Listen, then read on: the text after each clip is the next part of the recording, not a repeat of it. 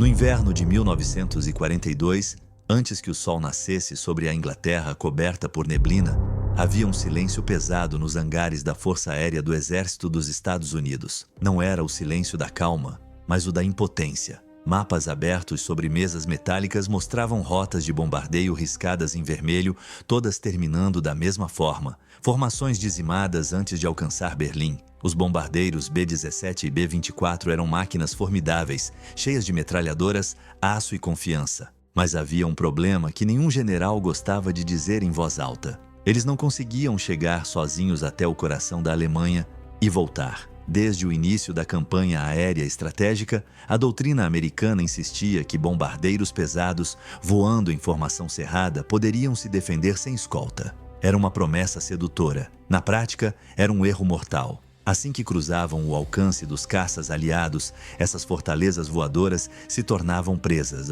Messerschmitts e Focke-Wulfs surgiam do céu como lâminas, atacando com precisão cirúrgica. Cada missão custava dezenas de aviões, centenas de tripulantes. Rostos jovens desapareciam em colunas de fumaça que nunca chegavam aos jornais. Nos relatórios internos, a palavra insustentável começava a aparecer com frequência alarmante. Os britânicos já sabiam disso. Desde a Batalha da Inglaterra, haviam aprendido, a um preço altíssimo, que o domínio do ar não se conquista com bravura, mas com alcance, desempenho e engenharia. Enquanto os americanos ainda debatiam doutrina, os ingleses haviam encontrado algo precioso: o motor Rolls-Royce Merlin. Um coração mecânico capaz de respirar em grandes altitudes, manter potência onde outros motores sufocavam e transformar aviões comuns em predadores do céu. Mas o Merlin não era apenas um motor. Era um segredo industrial, uma obra-prima complexa, quase artesanal, fruto de anos de refinamento britânico sob bombardeio constante. Cada unidade exigia tolerâncias mínimas, ligas especiais, mão de obra altamente qualificada. A Grã-Bretanha, lutando pela própria sobrevivência, simplesmente não conseguia produzir Merlin em quantidade suficiente, muito menos compartilhá-lo em escala. Do outro lado do Atlântico, os Estados Unidos tinham fábricas gigantescas, linhas de produção intermináveis, aço, petróleo e milhares de engenheiros. Tinham tudo, menos tempo. A guerra avançava mais rápido que os projetos. O caça, que deveria proteger os bombardeiros americanos, o P-51 Mustang, havia nascido promissor, mas incompleto. Com seu motor original, Allison, era rápido em baixa altitude, elegante, aerodinâmico e praticamente inútil acima de 6.000 metros. Exatamente onde a guerra aérea estava sendo decidida. Pilotos descreviam a sensação com amargura. Em combate, viam os caças alemães acima deles como aves de rapina esperando o momento certo. Tentavam subir, o motor perdia fôlego, o avião tremia, a física vencia. Muitos morreram sabendo que o inimigo estava fora de alcance não por habilidade, mas por engenharia. Era nesse cenário que uma decisão silenciosa começou a tomar forma. Em 1942, longe das linhas de frente, em salas fechadas e corredores industriais, alguém fez uma pergunta perigosa. E se os americanos pegassem o melhor motor britânico e o reconstruíssem à sua maneira? Não apenas copiar, mas transformar, americanizar, a ideia parecia simples no papel. Na realidade, beirava o impossível. O Merlin não havia sido projetado para produção em massa no estilo americano. Cada peça carregava decisões feitas em outro contexto industrial, outra cultura técnica. Medidas imperiais britânicas, processos manuais, ajustes finos feitos quase por instinto. Traduzir aquilo para o ritmo brutal das fábricas dos Estados Unidos exigiria algo além de engenharia. Exigiria audácia. A Packard Motor Car Company, famosa por carros de luxo e precisão mecânica, foi chamada não para fabricar automóveis, mas para apostar sua reputação em um motor estrangeiro complexo e vital. Quando os primeiros engenheiros abriram os desenhos do Merlin, perceberam rapidamente que não estavam diante de um simples desafio técnico. Estavam olhando para o coração da guerra aérea. Cada erro custaria vidas no céu da Europa. As pressões eram imensas. O tempo não existia. Enquanto engenheiros analisavam válvulas, compressores e sistemas de refrigeração, pilotos continuavam morrendo. Cada semana de atraso significava mais formações abatidas, mais telegramas entregues a portas de madeira em cidades americanas. Havia também o orgulho nacional, Adaptar um motor britânico era para alguns admitir uma falha. Os Estados Unidos eram a potência industrial emergente, o arsenal da democracia. Aceitar que a solução vinha de fora exigia humildade, algo raro em tempos de guerra total. Mesmo assim, a realidade era implacável. Sem um caça de longo alcance capaz de lutar em alta altitude, a campanha de bombardeio estava condenada. Não se tratava mais de vencer mais rápido, mas de evitar o colapso de toda a estratégia aérea. Dentro da Packard, noites se alongavam. O som constante de pranchetas, cálculos, testes destrutivos. Cada componente era redesenhado para a produção em série sem perder desempenho. Tolerâncias eram redefinidas. Processos padronizados. Onde antes havia artesanato, agora surgia repetibilidade, sem sacrificar a alma do Merlin. Mas nada disso ainda voava. Enquanto isso, no céu sobre a Alemanha, a Luftwaffe mantinha a vantagem psicológica. Sabiam que os americanos não podiam acompanhá-los até o fim. Esperavam o momento exato em que os caças aliados virariam para casa. Então atacavam, sempre atacavam. O silêncio nos hangares, naquela manhã cinzenta, carregava essa verdade. Os homens sabiam que algo precisava mudar, não amanhã. Agora, o Mustang ainda era uma promessa incompleta. O Merlin, uma esperança distante. A Packard, uma aposta arriscada. E entre eles, milhares de vidas pendiam por um fio invisível feito de metal, combustível e decisões tomadas longe do campo de batalha. A guerra aérea da Segunda Guerra Mundial não estava sendo decidida apenas por pilotos corajosos ou generais ambiciosos. Estava sendo decidida ali, naquele momento, em mesas de desenho e fábricas que nunca ouviriam tiros, mas determinariam quem sobreviveria para voltar para casa. E o mundo ainda não sabia, mas o destino do céu europeu começava a mudar, em silêncio. Quando as primeiras caixas de madeira chegaram aos Estados Unidos, lacradas, numeradas e escoltadas como se carregassem ouro, poucos compreenderam o que realmente havia dentro delas. Não eram armas prontas. Eram motores Merlin britânicos desmontados, peça por peça, enviados através do Atlântico em plena guerra submarina. Cada caixa representava um risco calculado. Se um único comboio fosse afundado, semanas de esperança iriam para o fundo do oceano. Dentro das instalações da Packard, em Detroit, o clima era tenso e quase solene. Aqueles motores não eram apenas máquinas. Eram o último recurso de uma estratégia que já estava falhando nos céus da Europa. Quando os engenheiros abriram as caixas, encontraram algo desconcertante. O Merlin não seguia a lógica industrial americana. Era um organismo complexo, cheio de soluções engenhosas, mas também de improvisos refinados, frutos de anos de guerra, escassez e adaptação contínua. Nada ali havia sido pensado para a produção em massa no ritmo brutal das fábricas americanas. Parafusos com tolerâncias mínimas demais para as linhas automatizadas, componentes ajustados manualmente. Sistemas que funcionavam porque alguém, em algum momento, havia aprendido a sentir o motor. Aquilo chocava engenheiros acostumados à precisão repetível, processos padronizados e números exatos. O Merlin parecia quase vivo, e isso era um problema. A ordem era clara: copiar não bastava. Produzir um motor inferior significaria morte no ar. Mas tentar reproduzir exatamente aquele nível artesanal em escala industrial era inviável. O desafio não era apenas técnico, era filosófico. Como preservar desempenho absoluto enquanto se transformava um segredo britânico em um produto americano? O tempo pressionava como uma mão no pescoço. Em 1942 e início de 1943, relatórios vindos da Europa eram cada vez mais sombrios. Missões diurnas profundas estavam sendo canceladas ou adiadas. Tripulações veteranas se recusavam a voar certas rotas. O moral caía. A ideia de que o próximo modelo resolverá começava a soar como uma mentira conveniente. Dentro da Packard, decisões precisavam ser tomadas sem margem para erro. Cada componente do Merlin foi desmontado, medido, redesenhado. Engrenagens do supercompressor, responsáveis por manter potência em grandes altitudes, exigiam atenção obsessiva. Um pequeno desvio significava perda de desempenho a 9.000 metros, exatamente onde os combates decisivos aconteciam. Os engenheiros sabiam, se falhassem ali, o P-51 continuaria sendo apenas um caça promissor, incapaz de mudar o curso da guerra. Havia também a pressão política. O acordo com os britânicos não era apenas técnico, mas estratégico. A confiança depositada pelos aliados era enorme e frágil. Qualquer erro poderia abalar cooperações futuras. Não se tratava apenas de vencer a guerra, mas de preservar alianças vitais. Enquanto isso, pilotos americanos continuavam morrendo. Nos hangares de teste, os primeiros Merlin americanizados começaram a ganhar forma.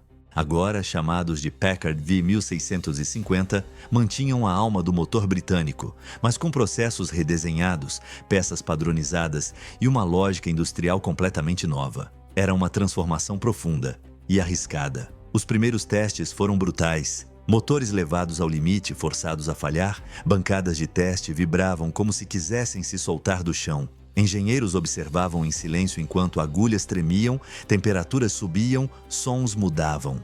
Um ruído fora do padrão podia significar semanas de retrabalho. Cada falha era registrada, dissecada, corrigida. Não havia espaço para orgulho ferido, apenas para sobrevivência. Mas havia algo mais difícil do que engenharia: a dúvida. Muitos ainda questionavam se tudo aquilo valeria a pena. Mesmo que o motor funcionasse, será que o P-51 conseguiria realmente escoltar bombardeiros até Berlim? Será que não seria tarde demais? A guerra não esperava por soluções elegantes. No outro lado do oceano, a Luftwaffe não dormia. Seus pilotos acumulavam experiência letal. Seus caças eram rápidos, bem armados e operavam com a vantagem do território. Cada dia, sem uma escolta eficaz, fortalecia essa superioridade. Quando os primeiros testes em voo começaram, o silêncio era absoluto. O P-51, equipado com o motor Packard Merlin, subiu lentamente, como se desafiasse o próprio passado. A cada metro ganho, engenheiros prendiam a respiração.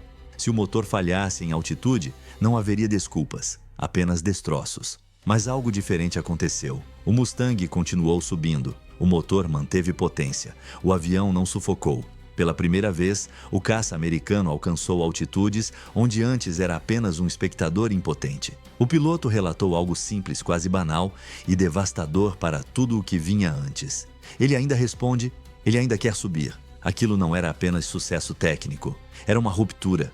Mesmo assim, ninguém comemorou. Um voo não ganhava guerras. Era preciso repetir, produzir centenas, milhares, garantir que cada motor saísse da fábrica com o mesmo desempenho daquele protótipo. Um único lote defeituoso poderia custar esquadrões inteiros. A Packard acelerou tudo o que podia ser acelerado: turnos extras, linhas adaptadas, fornecedores pressionados. O ritmo industrial americano começava a fazer o que sabia fazer melhor: transformar ideias em escala.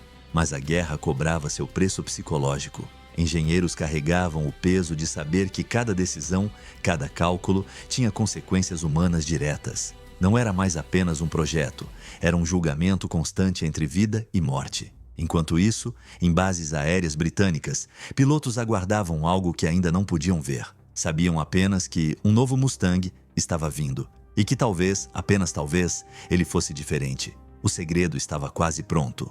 Mas ainda não havia sido colocado à prova onde realmente importava, sob fogo inimigo, e quando isso acontecesse, não haveria margem para erro. No início de 1944, o inverno ainda dominava a Europa, mas algo havia mudado nos aeródromos aliados da Inglaterra. Não era visível nos mapas nem anunciado em discursos. Era sentido. Os pilotos percebiam no ar, na forma como os motores respondiam, na confiança silenciosa antes da decolagem.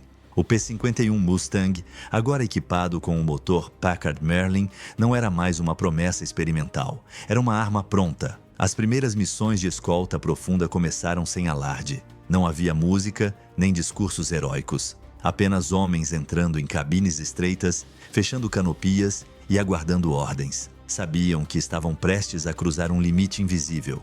Aquele ponto onde, até pouco tempo antes, os caças aliados eram obrigados a virar para casa, deixando os bombardeiros sozinhos. Desta vez, eles não virariam. Quando os Mustangs subiram com as formações de B-17 rumo à Alemanha, algo impensável aconteceu. Continuaram. Altitude após altitude, o Merlin manteve potência. O supercompressor rugia de forma controlada, quase indiferente ao ar rarefeito. Pela primeira vez, os bombardeiros não estavam abandonados no trecho mais mortal da missão. Os pilotos alemães perceberam rapidamente. Acostumados a esperar o momento em que os caças aliados desapareciam, encontraram algo novo no céu. Mustangs ainda estavam lá, e não apenas presentes, estavam agressivos. Não voavam apenas em defesa fechada, caçavam. O choque psicológico foi imediato. Relatórios da Luftwaffe daquele período começaram a mencionar uma mudança inquietante. Caças inimigos de longo alcance, alto desempenho em altitude, persistentes. Era uma linguagem fria para descrever algo profundamente perturbador.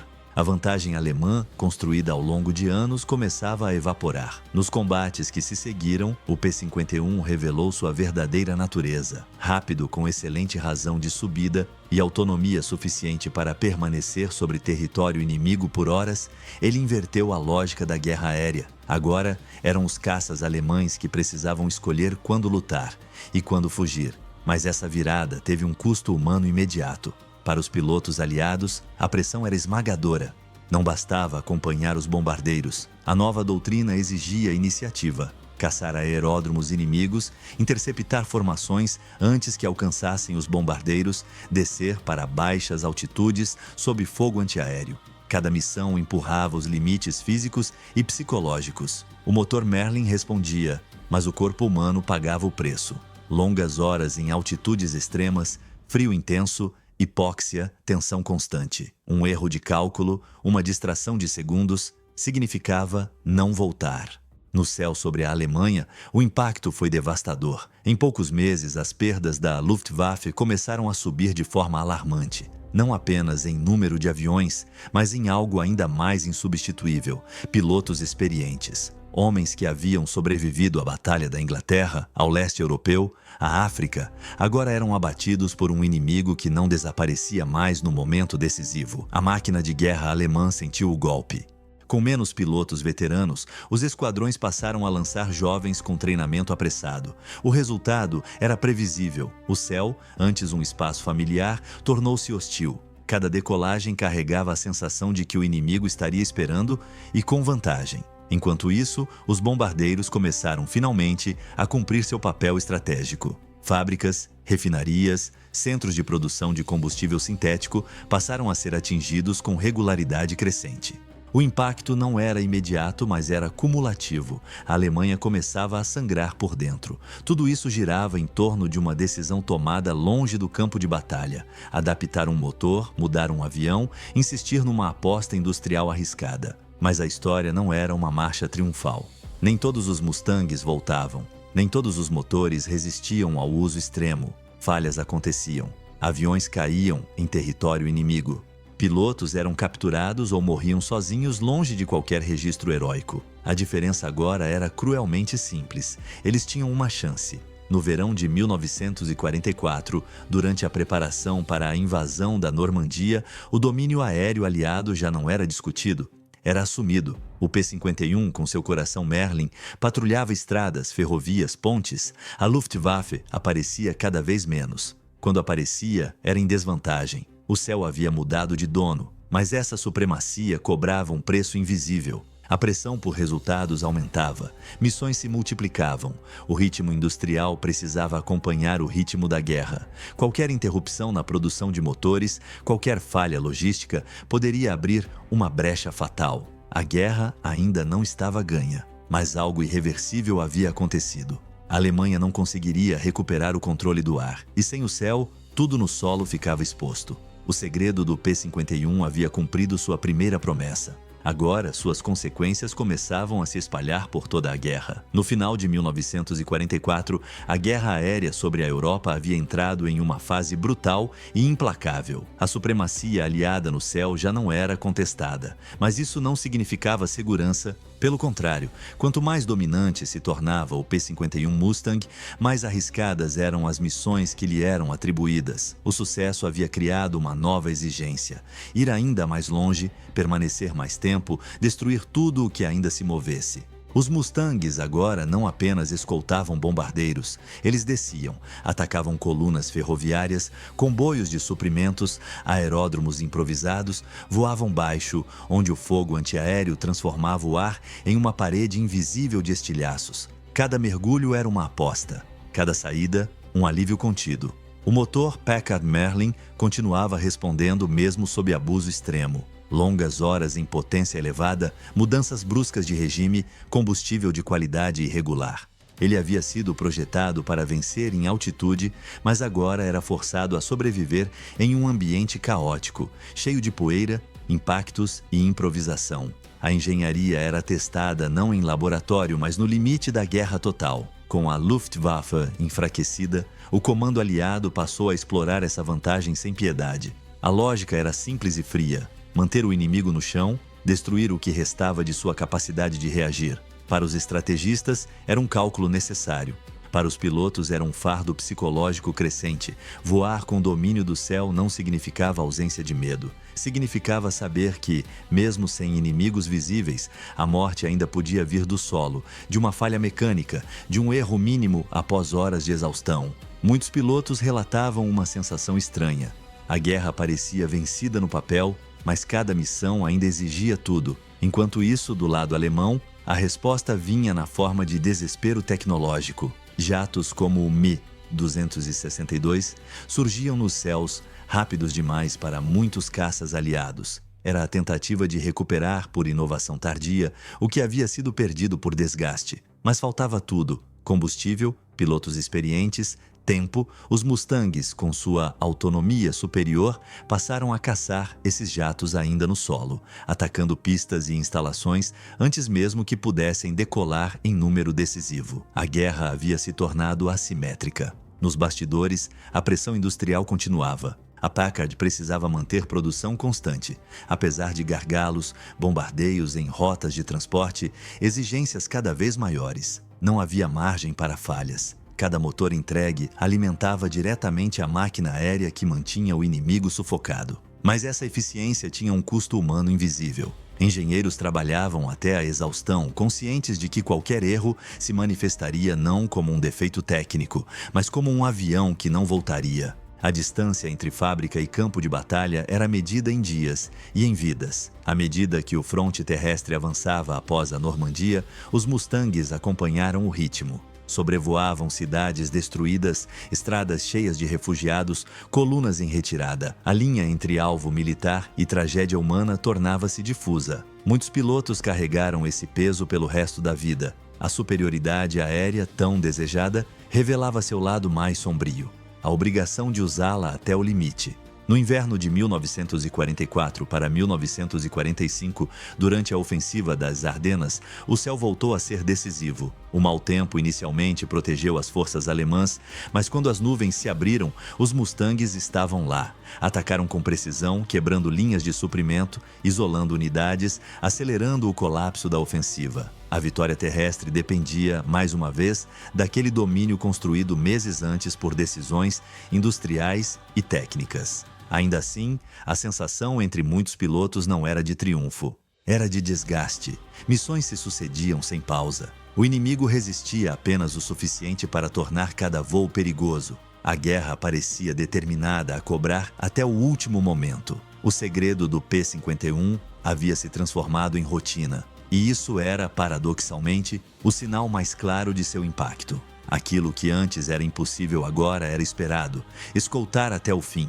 Voltar, repetir, mas o fim estava próximo. E com ele viria a revelação completa do que aquela escolha, americanizar um motor estrangeiro, realmente havia mudado no curso da história. Capítulo 4. Quando a vitória começa a cobrar seu preço. No final de 1944, a guerra aérea sobre a Europa havia entrado em uma fase brutal e implacável. A supremacia aliada no céu já não era contestada, mas isso não significava segurança. Pelo contrário, quanto mais dominante se tornava o P-51 Mustang, mais arriscadas eram as missões que lhe eram atribuídas. O sucesso havia criado uma nova exigência: ir ainda mais longe, permanecer mais tempo, destruir tudo o que ainda se movesse. Os Mustangs agora não apenas escoltavam bombardeiros. Eles desciam, atacavam colunas ferroviárias, comboios de suprimentos, aeródromos improvisados, voavam baixo, onde o fogo antiaéreo transformava o ar em uma parede invisível de estilhaços.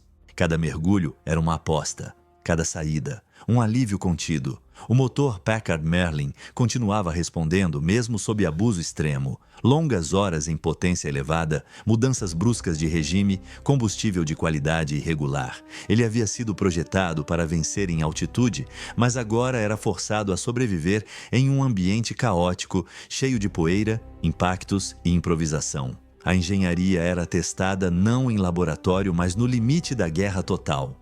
Com a Luftwaffe enfraquecida, o comando aliado passou a explorar essa vantagem sem piedade. A lógica era simples e fria: manter o inimigo no chão, destruir o que restava de sua capacidade de reagir. Para os estrategistas, era um cálculo necessário. Para os pilotos, era um fardo psicológico crescente. Voar com domínio do céu não significava ausência de medo. Significava saber que, mesmo sem inimigos visíveis, a morte ainda podia vir do solo, de uma falha mecânica, de um erro mínimo após horas de exaustão. Muitos pilotos relatavam uma sensação estranha.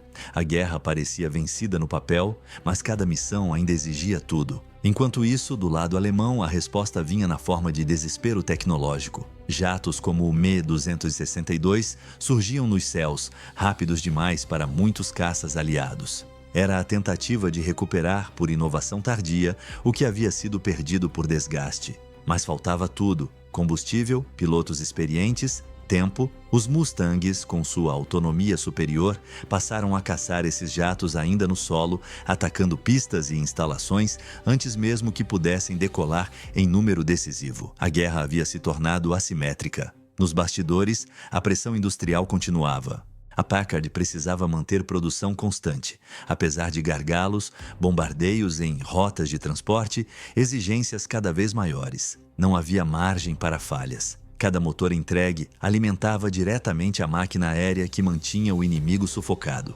Mas essa eficiência tinha um custo humano invisível. Engenheiros trabalhavam até a exaustão, conscientes de que qualquer erro se manifestaria não como um defeito técnico, mas como um avião que não voltaria. A distância entre fábrica e campo de batalha era medida em dias e em vidas. À medida que o fronte terrestre avançava após a Normandia, os Mustangs acompanharam o ritmo. Sobrevoavam cidades destruídas, estradas cheias de refugiados, colunas em retirada. A linha entre alvo militar e tragédia humana tornava-se difusa. Muitos pilotos carregaram esse peso pelo resto da vida. A superioridade aérea tão desejada revelava seu lado mais sombrio. A obrigação de usá-la até o limite. No inverno de 1944 para 1945, durante a ofensiva das Ardenas, o céu voltou a ser decisivo. O mau tempo inicialmente protegeu as forças alemãs, mas quando as nuvens se abriram, os Mustangs estavam lá. Atacaram com precisão,